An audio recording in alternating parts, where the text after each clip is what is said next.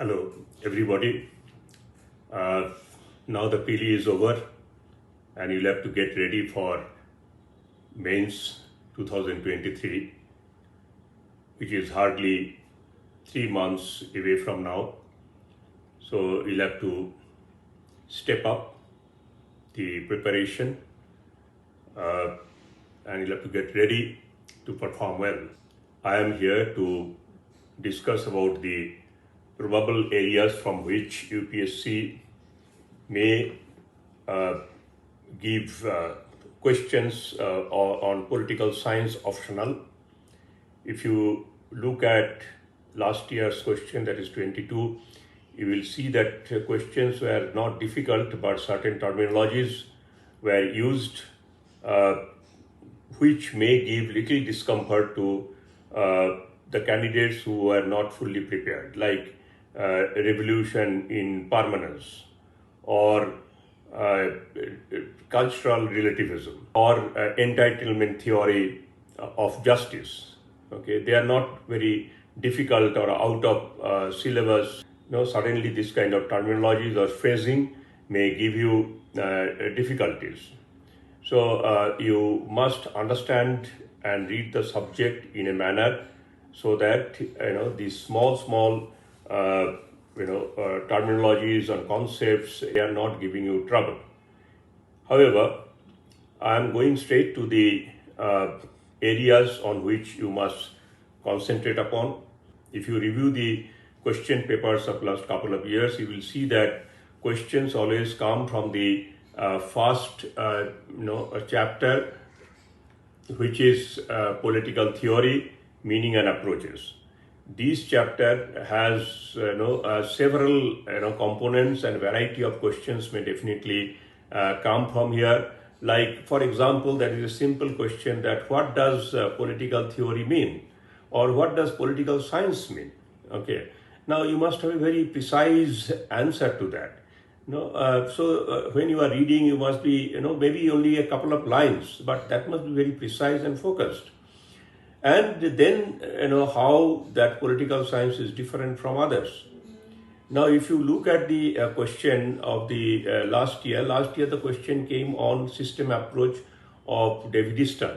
So therefore, a lot of areas they have not touched upon, like resurgence of political theory, or traditional approach to political theory and modern approach to political theory, empirical approach, then normative approach, they have not touched upon. So there is a possibility to get a question on that. And there is also an important topic in this chapter, that is political culture. So that also can be, these are all very simple areas, simple discussion, but you must be very precise in that. And when you are reading, you are paying attention to these areas, then I don't think that you will have any problem, and definitely one or two questions will come from this area. Next is the theory of the state. Now, last year the liberal theory came, but always remember that while liberal theory can be one singular theory, but also within liberal theory there are various shades, various varieties, and each one of them deserve to be a question. Like post-colonial is also a liberal theory, or postmodern is also a liberal theory, libertarian is also a liberal theory, neoliberal is also a liberal theory. So within liberal theories there can be various branches, and each of them can be used by UPSC to give a question. Then there is one thing is feminist theory, which has not come, and feminist theory has a chance. I often see that feminist theory somebody writes just one or two scholars reference and tries to give a feminist theory of state. No, see, one and two scholars view does not make a feminist theory. You have to establish feminist theory of state. There can be one scholar, 5 scholar tells, that's a different thing. But you'll have to give clarity of what does feminist theory of state mean. Secondly, all feminist theory or perspectives are definitely located in Western world, and nothing is there in Indian society. That may be a wrong idea. So therefore, there is scope for bringing references from Indian reference for last 400-500 years of history. In this chapter, there is a there is a sub-chapter on pluralism, and again I am telling you pluralism also has a lot of varieties, and monism and pluralism there is a difference, and pluralism different theorists and thinkers have analyzed differently. That also needs a more perfect reading, a better reading. Similarly, in this chapter, they can ask very simple question: what does state mean? Okay, and you cannot write just here and there. You'll have to just give a precise concept, and there is no singular concept on it. That means you'll have to, somehow, when you are reading, you'll have to have some understanding, what you will write on this. Next, there are 4 chapters. Okay, that is justice, equality, right, and democracy. Now, first thing I would say that always what does justice mean, what does right mean, what does equality mean. First, very, very precise understanding of them. And then various thinkers have worked on it. So one question can be, they can refer to some thinker like Macpherson or some others, and then ask that what that person has said about right or equality or democracy, or justice. That can be one side of the question. Another side is that for example, that right will have huge varieties. Can be legal right, can be natural right, moral rights, various kinds of rights. Now, first thing is that you should have very precise knowledge about that, what does this right mean, and then if there is a need of comparison, how I will go compare it, and in that comparison, what kind of citation will fit very well. Okay, all these things you'll have to really think about it. And what I see that UPSC is really testing these areas, not a very vast, deep knowledge, but whatever you should know very precisely. Okay, that is what they may be looking for, and I think it is very natural expectation from our probable bureaucrat. Similarly, there can be a question that what does justice mean? Okay, then John Rawls' concept of justice. And John Rawls' concept of justice, more or less everybody is clear, fairly clear. But John Rawls' concept has been criticized not only by communitarian, it has been criticized by feminists, by other liberals, by libertarians, by Marxists. So there can be various kind of criticism of John Rawls. I don't know from where they will give, but I think that UPSC has right and capacity to test you from different angles. Okay, there is nothing wrong in that. So last year there was a question on equality. That doesn't mean that this year it will not come. First thing is that what does equality mean? What different people have thought about equality, and then what, like for example, if they ask you what does equality of opportunity and equality of outcome mean? Okay. Now, you'll have to give a precise thing. This is what is equality of opportunity and this is what is equality of outcome. You are saying all these things, but finally no answer of this particular thing is not coming out. Then you tell me that how they will decide to give you a good number. Then you go to democracy. Again, I will say that what does democracy mean? And democracy has a lot of varieties. Last year they have given elitist democracy, but there can be representative, deliberative. Even in 2014 they gave a question on judicial democracy. So various kind of experiments on democracy and various kind of thought about democracies are simultaneously available. And you please try to see that you have at least 100 words in stock, and that is very precise and solid on those concepts. Okay, and then I think that you will be able to do a justice to the question. If they ask you, okay, that what is the difference between socialist concept of democracy and social democracy? They are not similar. They are not identical. There is a minor difference, and that minor difference, a probable bureaucrat must notice. So I think they may expect it. However, next let me go to the next chapter, that is chapter 7, which is dealing with concept of hegemony, ideology, legitimacy, authority, those areas. Now I am just asking you, do you know very precisely what does ideology mean? You have to have very clear knowledge that this is what is ideology. Okay. So last year they have given basis of power. So therefore I don't think that power they will not give, but legitimacy they can give. Legitimacy, there can be a general concept of legitimacy and there can be Habermas's concept of legitimacy. Now, if they give a question on legitimacy means that they have asked for Habermas's concept of legitimacy, it may not be correct. Okay. Similarly, on hegemony, they are asking only Gramsci's concept of hegemony. It may not be. Gramsci is a good citation there.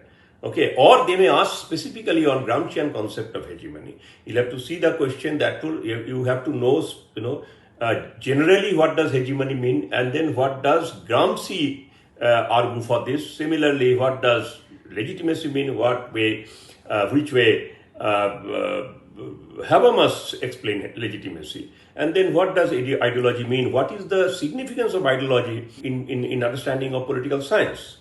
Then there is, again, another chapter, chapter 8, that is on political ideologies. I think the theory of state and political ideologies are very close, very interlinked. So those who are very clear about theory of state will be able to, write any answer on the political ideologies also, where again the liberalism, then Marxism, fascism, Gandhianism, and feminism comes. So those who are very clear there will be able to write good answers there also. That is what I like to believe. Now, only one thing is that now is neoliberalism always and in every instance is economic liberalism, or neoliberalism can be beyond economic liberalism and also economic liberalism? That is one thing you must be very clear, because very often I see that neoliberalism means economic liberalism. In every context, it may not be correct. So you may revisit and review this area. Then there are Indian political thought. Last year they have given Gandhi's Swaraj and Dr. Ambedkar's social justice concept. So this year there is a high chance to give Aurobindo, Kautilya, Dharmashastra, those areas they can give. That doesn't mean that they cannot give Gandhi's, Gandhi's Satyagraha or Ambedkar's, other concept on affirmative action or annihilation of caste. So therefore, you should have, general reading. But definitely, I find that Aurobindo, Kautilya, they have greater chances. Along with that, you can also have a reading of M.N. Roy's Radical Humanism. Regarding the Western political thought, last year they have given Hobbes and Locke, and I predicted also that they will give these areas. And in this context, I would say that at least more than 60% of my prediction last year was correct. And I believe this year also will come this way. There is high chance, to focus on J.S. Mill, then Machiavelli. They don't give direct a question on Marxism, but Marxian concept can be linked with many other concepts, or Gramscian concept can be linked with many other concepts. Hannah they have not given for quite some time, so Hannah also has a good chance to get. And Plato, Aristotle are always classical. So without that, political science doesn't move much. So therefore, you have to have very thorough knowledge about these areas. So this is in brief my projection on section A, paper 1, that is political theory. Okay, if you have any clarity needed, you may contact me over phone, or you can drop in to meet me.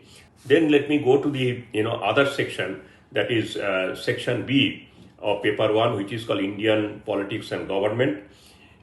Indian politics and government begins with two important chapters on nationalism, and in that you please notice that the first thing is political strategy and second is political perspective. So there is a difference between strategy and perspective. I often see that this differentiation doesn't come in the answer sheet. Secondly, many of the books and materials that you are using are written by historians. Therefore, a lot of historical perspectives or historical mode of writing or mode of discussion they are present there. But you'll have to give a political science answer. So you'll have to learn that by using the same material, same content, how you can develop a suitable political science answer. All the chapters are important here. Don't think that whichever has come in last 2 years, therefore they won't come. Definitely they can be repeated, but in a different way, because you have seen that questions are not ever framed identically. Questions pattern is changed, wording is changed, so therefore accordingly the answer also has to be different, and the same subject may have to be explained differently. Next one is making of the constitutions.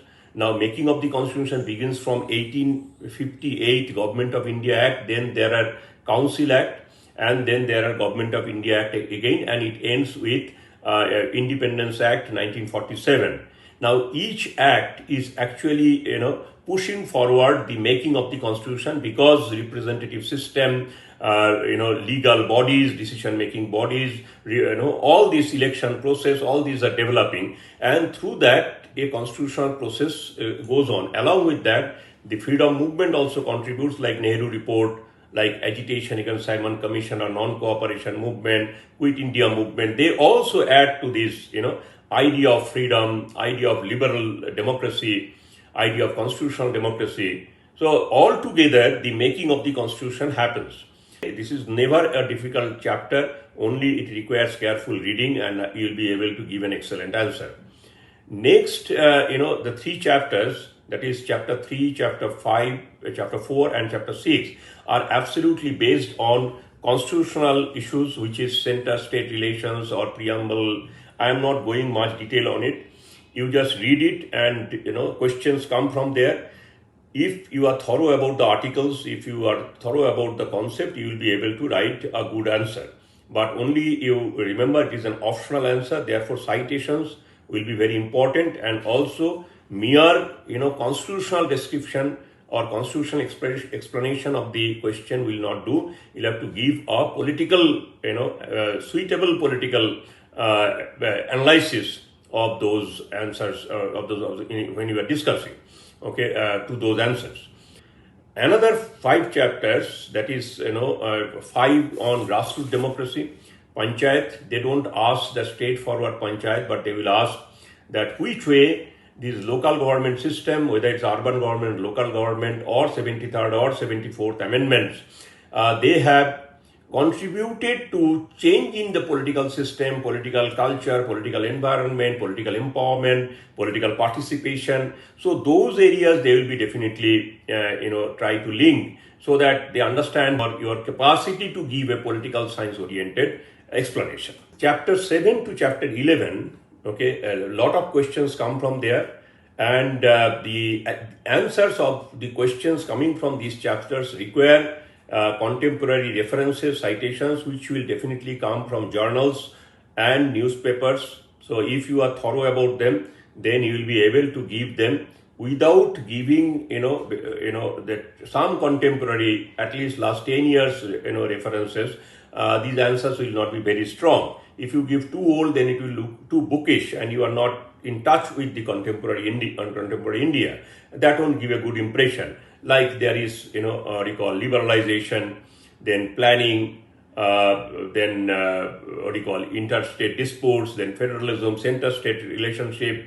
Every other year you will see that there is a Supreme Court judgment or new controversy on center-state relation, on interstate disputes, and then there are new issues on caste, religion, ethnicity. So they are very contemporary.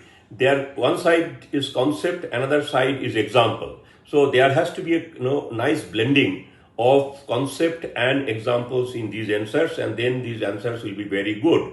And then there is party system.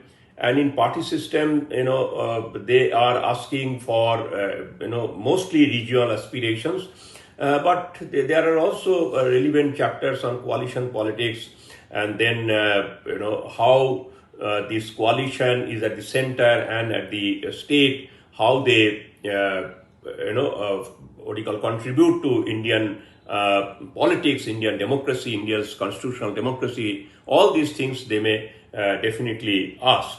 Now, for example, that, caste politics has been there for ages, but how caste politics has been changing, because in today's, digital world, today's very modernized world, when, we are going for economic liberalization, is caste factor there existing as a static phenomenon, or there is also a, dynamism, there is also an evolution, and whether you are, able to capture those changing patterns, whether it is caste, whether ethnicity, whether religion, that kind of thing, when you are reading, you must pay attention to. Now, so far coalition politics is concerned, there is no single model in India.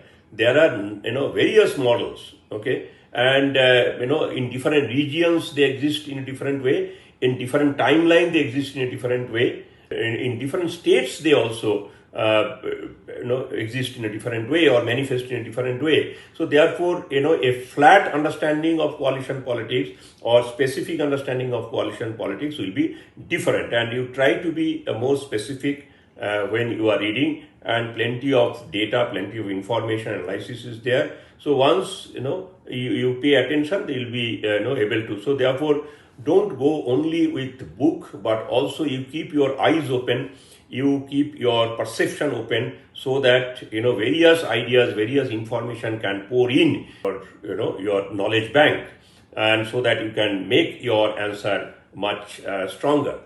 Finally, there are social movements. Very difficult to say which one will come. Environment has come last year. There is always a chance that civil rights movement or women's movement will come, because there are only 4 movements given. One is civil liberties movement, human rights movement, women's movement, environment movement, and on rotationally they give it, and they can also repeat it. So I don't think that any of the candidates will get much problem here. This is what in brief my projection for 2023 probable question areas, and my brief guidance, brief advice to you to develop a method of your own to prepare yourself fully ready to perform very well. Thank you very much. I will soon come back with paper 2.